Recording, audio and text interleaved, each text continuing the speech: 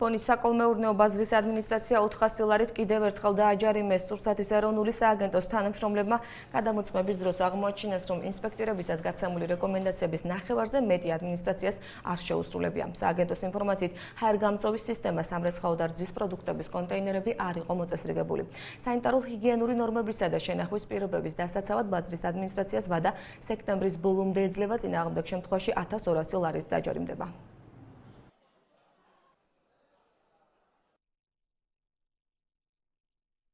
აი დრენაჟი იყო გაკეთებული, იყო ნაწილობრივ და ისევ კვლავ არაეფექტური იყო.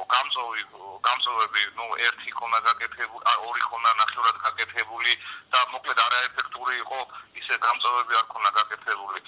სამრეცხაო გამიჯნული არ იყო, როგორც ვიცი, საწყო კონტეინერები იყო ღია, სადაც ეს რძის ნაწარმი ინახება. თავის დროზე აგრეგიმური ინსპექტორები შევიდა ჩვენი სამსახური, სურსათის ეროვნული სააგენტოს საწვავის რეგიონალური სამსახური და თავის დროზე შემოწმდა რძის პროდუქტების განყოფილება.